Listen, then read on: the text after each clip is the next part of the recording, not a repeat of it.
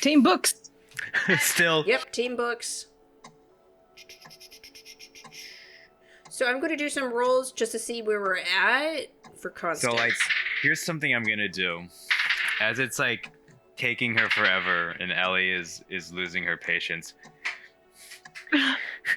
she, like, takes out her staff and she's like, guys, please help her out. And I'm gonna cast... Yes.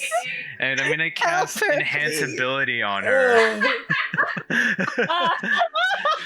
So what happens is, like, we're, like, behind her, just, like, patiently waiting, and, like, Ellie's just, like, kind of tapping her foot, just like,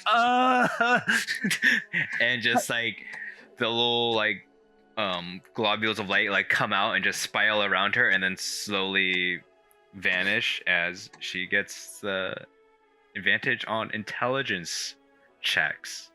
Okay, so then... Whoa, I feel invigorated. Oh. Brain blast. Oh, maybe it's in another section. And then she pulls out some more... It's still a huge font. It still takes a few more drawers. She's like, no, yes, here we go. And she pulls out this tiny file with a number of cards in it. And then she says, here, we're going to write these numbers for you. And then you can find them in the stacks. So she gives you this copy of the reference numbers, which are on the top. And while she's doing this, there is this goblin that comes skirting down the hallway. He wearing a set of fine robes. He has a shining pin on his chest that says head record keeper, and in small text, beneath the arcanic text. And he has these set of keys that have been individually put in these kind of cloth, I don't know, like socks almost coverings so that they won't make noise. And he has these little spectacles on his long nose, and he says, Constance, did you give these people clearance? Oh, well, yes, I these are confidential documents. You can't just let anyone here in the back. Well, they were waiting for so long. Oh, hey, how did you get in here? And he points the finger at the two of you. By whose authority are you here? Yeah. Yeah, I was going to say, actually, the Emperor, right? Uh-huh. Mm. Yeah, the Emperor actually has us on an assignment to look for certain information for him. She's not going to say that she committed murder, but... That doesn't really grease the wheels, no. Yeah, Make a persuasion check. It's like, I'm gonna check my person, and did Artius give us any, like... Official seals or anything like that? Yeah, like to really an help official pave the seal way. or something for like I'm that. sure he did. He's fastidious that way. I think he gave it to Luna. Okay, I'll just flash that. Yeah, he takes the papers to examine them. He pulls out his spectacles, huffs as they look over it. Eyes are furiously scanning. He turns it over, looks at it a second time. Well, these documents, and you can tell he's upset as he scowls at you. I mean, manager got proven wrong. He hands it back to you. Well, seems to be in order. But I keep my library tight. Very. Shh. Put anything... Not a peep out of you. Everything back where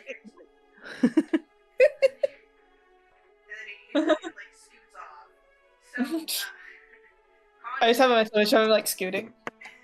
Little side shuffle. Yeah.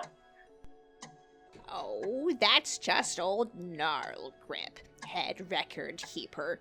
Oh, he's always upset about something. Always wound up real tight. Don't mind him. Just stay nice and quiet in the stacks. And if you need me, give me a holler. I mean, whisper. And then she peters off. Yeah. Right. I sneer and narrow my eyes at the Gosh, what was the librarian's name again? Gnarl. Constance or Gnarlgrim. Yeah, Gnarlgrim. I narrow my eyes at Gnarlgrim as something is brewing in her brain. That's all.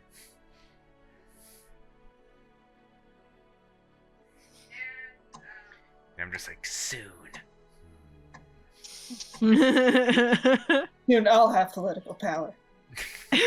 I'll be in whatever aisle I want of this library, and you won't be able to say boo. So at this point, what happens is you're examining the record hall, looking at the stacks, the numbers in the aisles, and you're sort of figuring out where you are and where to look. And you feel like there's a presence whoosh up behind you, almost like a breath of air, and then you turn around and see Fairius. It's just there. Yo. He looks at the group. I see you are in the library. Yes. Fun isn't hard when you have a library card. Sorry. So he looks at the two of you and he says, "You realize that this library primarily consists of arcanic texts. Yes. You could find these documents, but could you read them?" How's your son? I have almost fallen asleep once.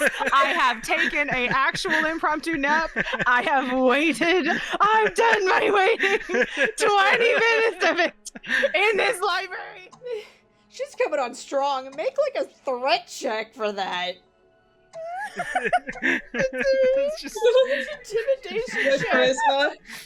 like part of it is intimidation, part of it is just Ellie being genuinely curious. Not good. Do I not know who this is? I don't know. Yeah, that's a 10.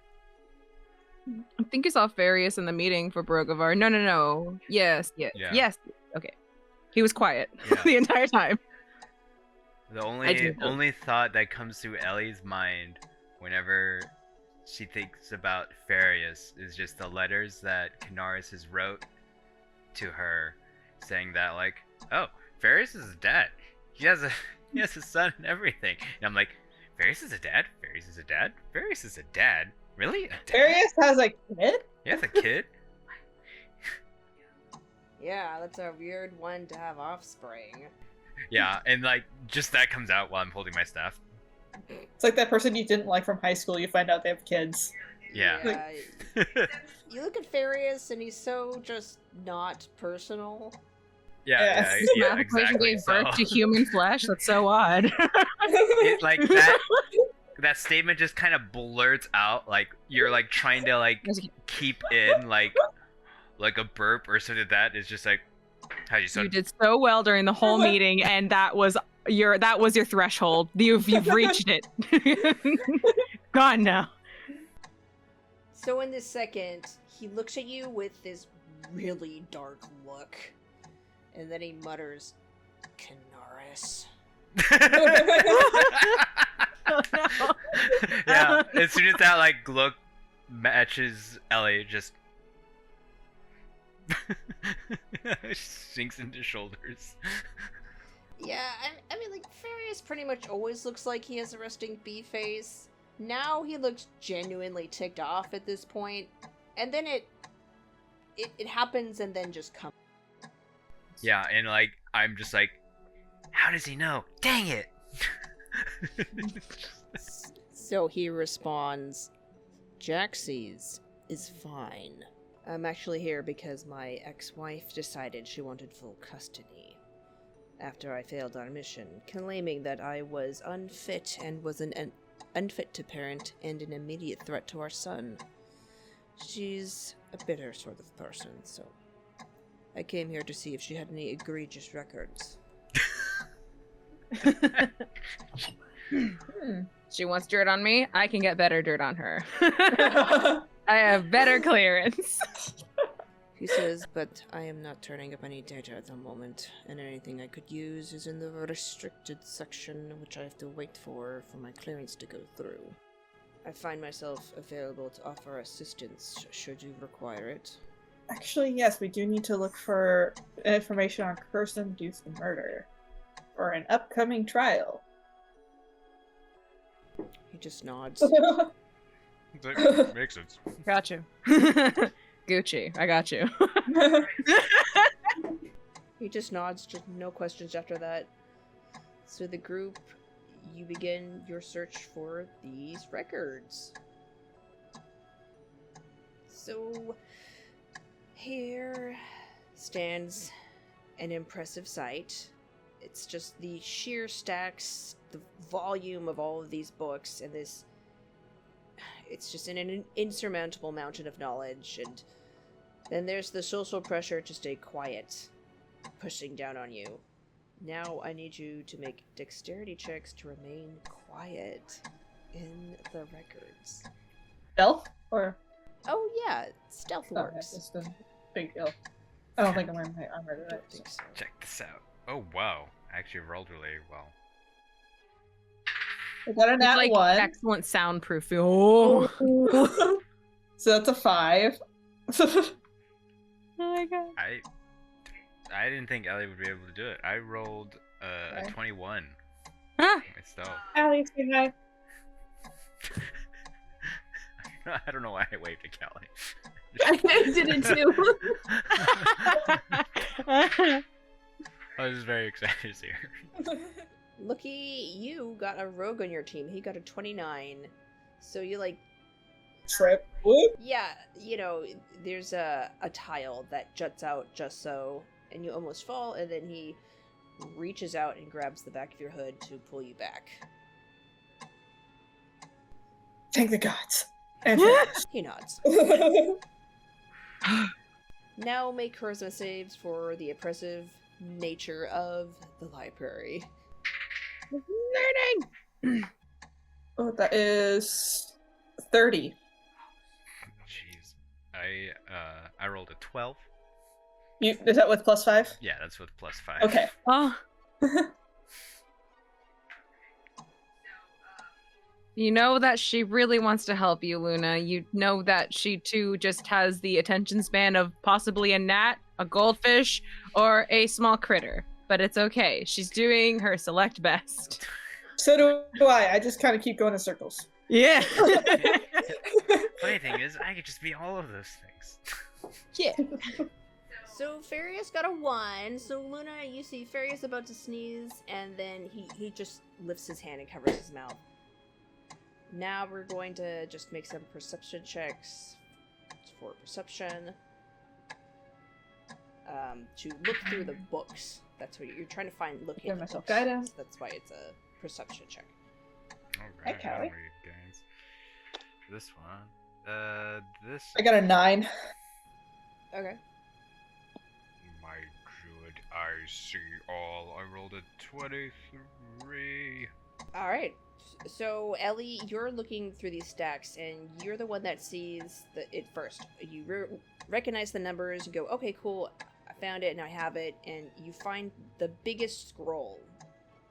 It's just huge, and you take it and tuck it under your arm. So you have one, and even if you procure one, you still have to have someone to read it, which is why Fairius is here. So we'll just go on to the next roll, the next section. First of all, make another round of stealth as you scoot around the library.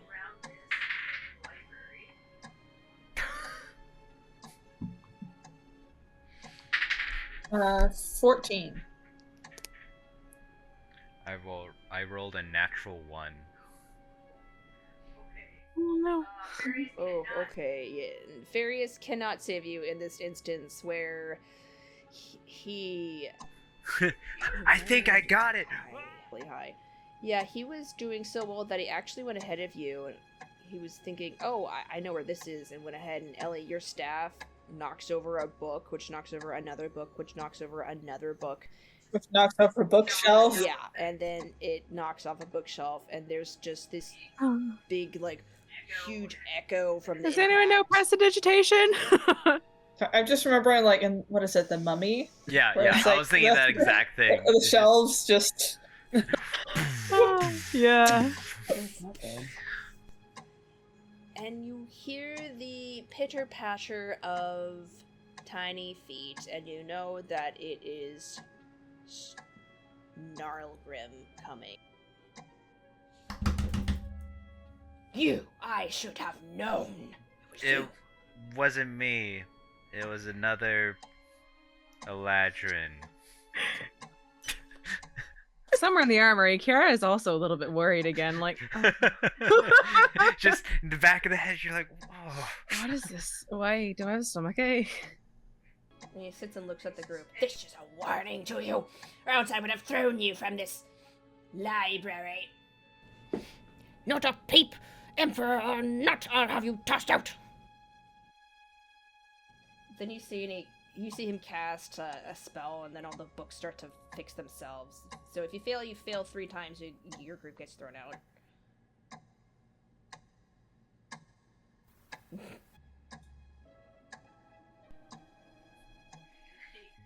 Goes and he casts like unseen servant and starts to like fix all the books. So if you fail 3 times in the group stealth checks, you cast out of the library. Yeah. As soon as he turns around, I stick my tongue out at him. I'm just like,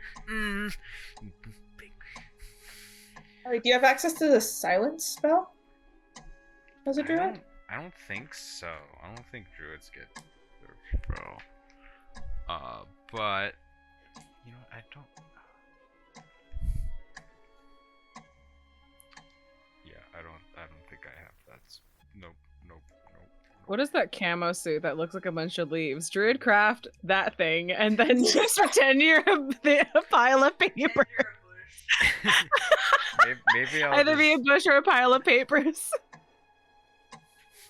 Maybe I'll just turn into So a stealthy Fairius ant. finds you, and he brings you over, and he points to this table where there's work. And you could see the book on the bindings. It says, it has a reference number, and it's under this huge stack of books that this student is working with, frantically writing down something. It looks like he hasn't even heard people around him, just in a trance, super focused for a number of days. Do we need to take the book with us, or... Yeah, you need to take the book to look at it. Okay. Wait, so he's like on top of the book with like his like books and No, he's got stuff? like a stack of books that he's spinning around, I think. He's at the table, and to his left is a big stack, and it's at the bottom, in the middle. And just his... It's in its Yeah. to be red pile. Okay. We hope that it's the to be the to be returned, not the to be read, but you know, TBR. Oh no. Well, I mean, I can wild shape and maybe stealthily take it. I think Luna's down to just, like, politely ask. Communications Plan. until communications fail. Plan B. Yeah, and I point towards Luna. I'm like, okay, Plan A, and then I point to my staff, Plan B. Okay. All right, great. Yeah, so Luna, you approach him, and he's working hard. He has this big stack. He has a long essay he's working on. He seems very engrossed in what he's doing, trying to find the correct references for his big paper. Hey, excuse me. There's a little bit of a pause. He seems to realize he's talking to you. You're talking to him. Oh, yes, can I help you? She flashes her most charming smile, and whatever that looks like. And she's like, she points at the book. She's like, actually, the Emperor asked me to bring this book back to him. Would I be able to grab just that one? Make a persuasion check. He's got a deadline. Okay. And just from behind, I'm just gonna put my hand on Luna's back and cast guidance on her. Okay. Good luck with Plan A. Oh, But you drag Oh no. Come on. The 13? It's just like you see his hand go over to the book pile, and he's like, Look, I don't mean to be mean or anything, but it's like, I mean, I really need this for my paper. It's due tomorrow, and Do we need the book before tomorrow? In which case we can just wait a day. you'll have to come back. But yeah, you could come tomorrow. Okay. Would you be able to bring it to us when you're done with your midterm? I'll just put it back in the stacks. You'd have to go back to the library. Yeah. Would you be able to send it to the palace, actually? It's like a social security office DMV thing out there. It's... Yeah. I don't really have the authority to remove books from the premises. That's like the librarian's thing. I mean, I suppose I could talk to maybe someone. Make just a general charisma check to see if he'll do that. Mhm. That is a 60. Well, I mean, well, maybe if you just like kept it nearby, I could look, reference it when I need it. We could share the table. Okay. We can start with that. I can see how much information I need from it too. What we can do is you could try to study that particular book now, or you can go get the other books and just bring them together and do it. I got a cat hair on my mouth. Okay. Thanks, Meow. Callie. But I would imagine she might be smart enough to have brought a notebook. To like. We got endless grape leaves. Yeah, grape leaves. Yep. Yeah. All the time. Every time. Yeah, Wait, that way I you can, have a like- smart person with the Fairius. Fairius. Wait, we have a babysitter. For now, we can just take some notes on it, at least for important parts of it that we can reference, it's just like page numbers and stuff like that. And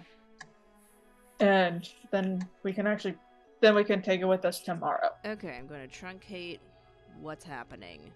Luna enlists Fairius to help them so she can read the arcanic book on the curse-induced murders. They sit down at the same table as the student. He's a little nervous because he's a quiet introvert, and these are new people.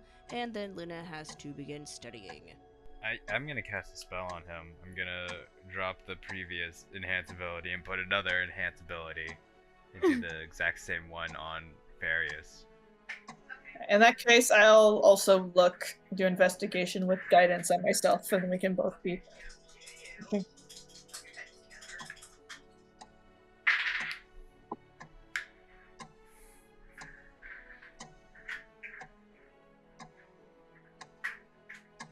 I sit across from the student, I cross my arms, and I'm like, I'm watching you. I got a 10. I don't have glasses, but I do this. Okay, with your investigation combined with Fairius, you come up with a particular case for a full-blooded orc named Usha Wolfripper, and what happened was he killed his wife.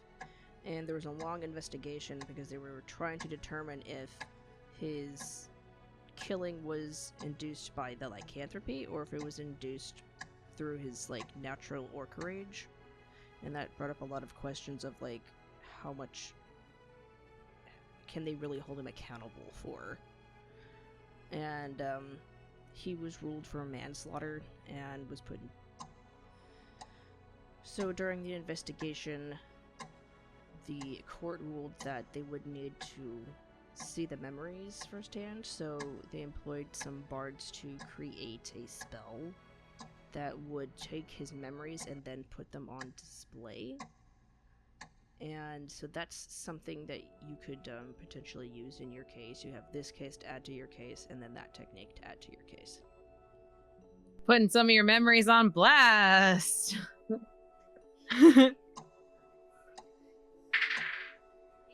not alive. Oh.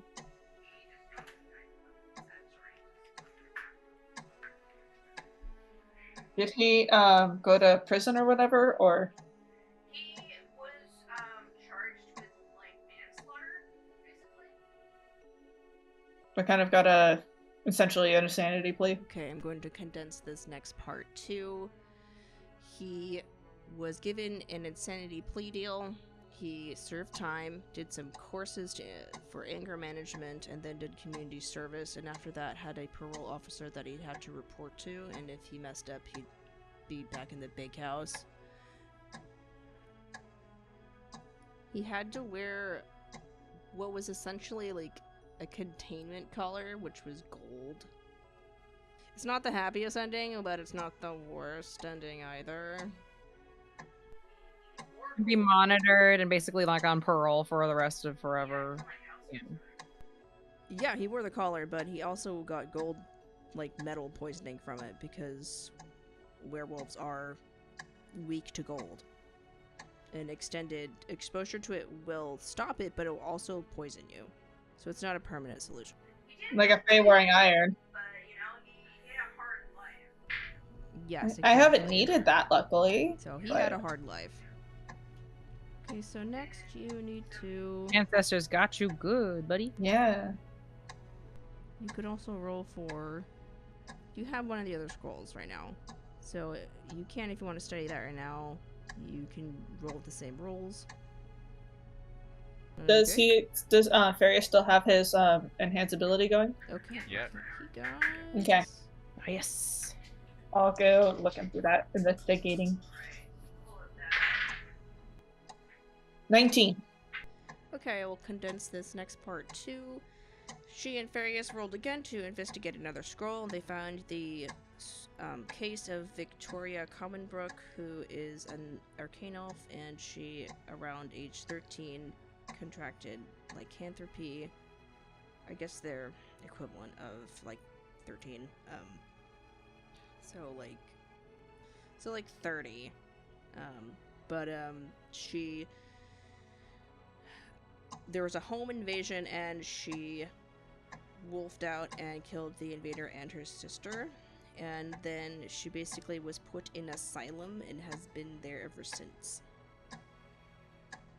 But with this case, they were able to prove that she only became...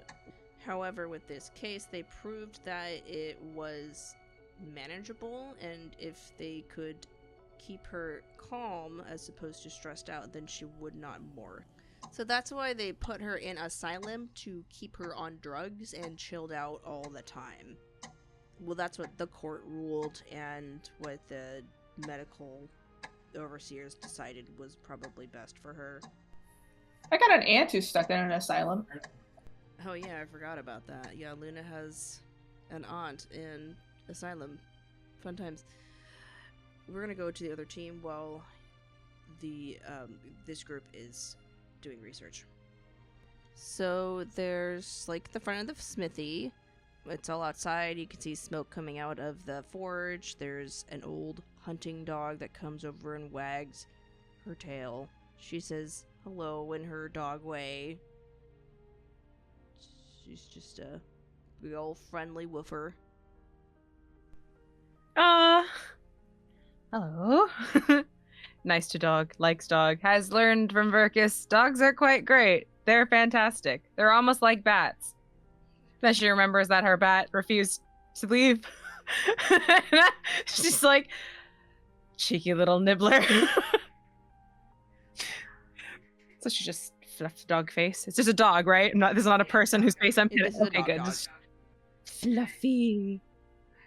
Much smaller than Luna. And Luna. Thinks of big Luna than regular human. Yeah. Yeah. So Kenaris explains, oh yeah, that's one of our old hunting dogs. She's tired now and she just likes to sun.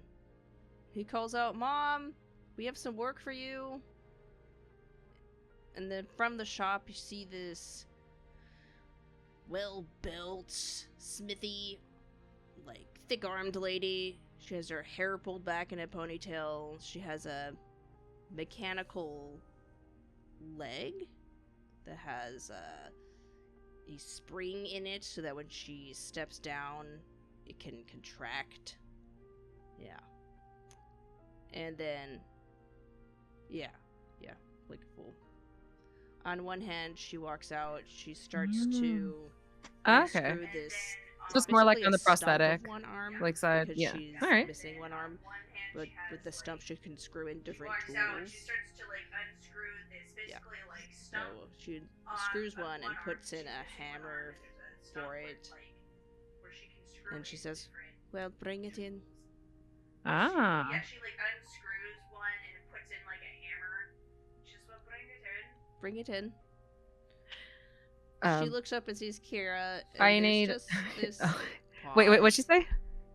She says bring it in. She sees and this then she drow in looks up a and fancy sees outfit Ciara, asking for some and metal then work to be done, there's and just it's this not pause. Because she sees this drow not a in, common like, experience. fancy outfit And then she asking bows to for, like, to Ari, some metal work princess. to be done, and then she looks Is Not a this piece a of metal. companion of yours? and then she bows to Ari, says, "Princess, Very well. is this a companion of yours?" Yes, she is a guest of ours. Delfinia. Delfinia. Take good care of her.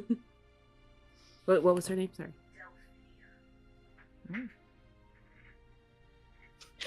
Ari, you will notice, or maybe you don't, Ciara is notably quieter when she's meeting new people. So she just doesn't smile. She doesn't do anything. She just says a little bit like more straight, like, mm-hmm. Mm-hmm. Beautiful. This is Ciara, who is from. Wait, where are you from? She looks at Delfinia and then she's like, oh, do believe do believe. Idea. Do believe she knows where I'm from. The drum Cherokee's large. Doesn't matter where you're from, you know where you're at. Okay. Well, she is a guest of ours, an honored and esteemed guest. So please take care of her armor needs as you would for any of us. Kiara's ears a little bluer. Right. Well, show me what you want done. And Ciara just yes, ma'am. And she goes into the shop? Yeah. There's yeah. You can go inside it. Oh, cool. So See that there's a drawing space and Is there like a view out towards the horses? Yes. Okay. just go in there. There's a big window. It's mostly outside. There's shades of red, and you can see right out there. And you initially, but I keep imagining it's daytime. It's actually nighttime. She has lamps offering artificial lights. This next part is going to be a summary because it's taking too long. Ciara goes to Delfinia and they talk shop. Ari then watches Gaius ride around on one of the horses from the stable. He dismounts and totally biffs it and just flumps onto the ground, and then Ari is really worried about him, leans out the window aghast, and he pops back up, brushes himself off, looks around to see if anyone noticed that, appears to be very embarrassed, and then gets back onto his horse, begins doing his job again. And then we pop back to Ciara and Delfinia. Hi, this is Tiffany, your GM and editor. Thanks so much for watching the show. We update when my life allows it. Sorry, I can't be more specific than that. If you're looking for a more kid-friendly show, I will never go above a PG-13 rating. So please share, like, sub, tell your friends, and comment. Thanks again for watching, and we hope to hear from you soon.